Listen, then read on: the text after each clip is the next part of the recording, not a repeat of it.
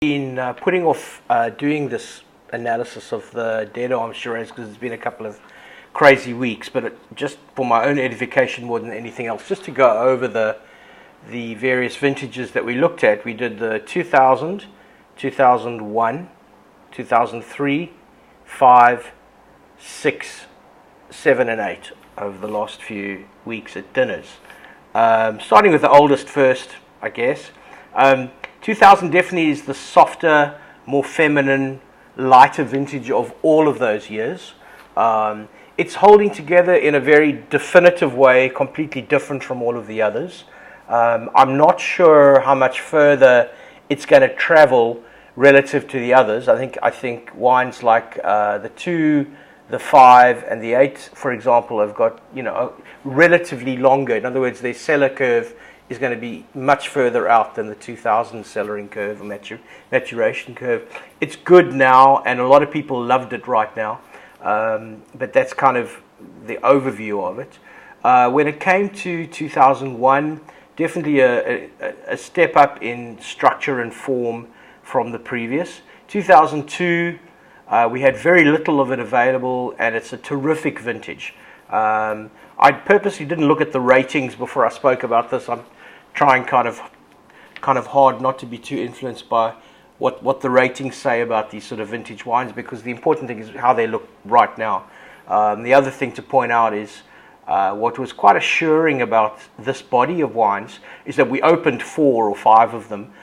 In fact, with the 2 dinners, it would be more like 8 or 9 of each vintage, and there was very little bottle variation. I probably tasted some from every single bottle that was on the table.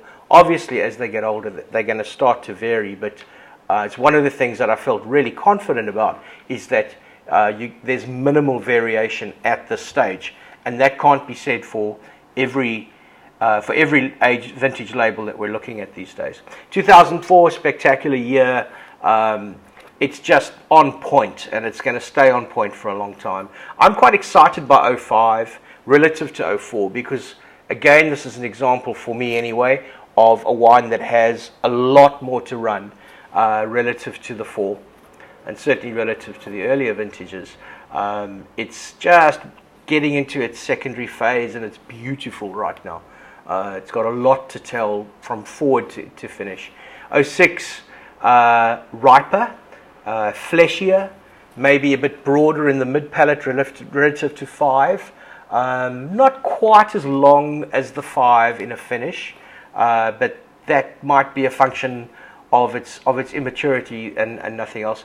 07, I'm the worst perpetrator of giving 2007 a bad rap because we all went into triage when Bordeaux 07s came out, and we thought the whole world had gone to hell in a handbasket. And looking at 07 Australian really had no bearing on anything that was going on in the Northern Hemisphere for that vintage. It's undoubted, and I'm seeing it more and more. I'm seeing it in things like Mishak, Elton Command, and certainly here with Arenberg Dead Arm. I think that 07 may end up being one of my favorites for the next 5 or 10 years to drink, and I'm really happy about that because there's a fair amount of it available.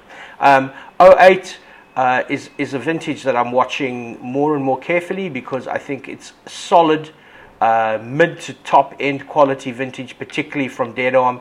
Anyone who takes those, I think, is going to be delighted with them in time. And there's also a few magnums of 08 floating around Singapore as well, which would be excellent purchases, especially if you've got another 10 years left on your work visa.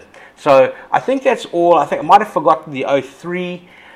Just to say that 03 is my pet vintage. I think it's a vintage that brings the best out of Australian winemakers because the fruit was definitely below par with all the wet and all the rain, and so you've got this dichotomy between a fair amount of not so great wines in 03 and this top end of superlative wines made by winemakers who were definitely stretched and definitely brought the best of their abilities to the table, and this is one such a winery that has done phenomenally well.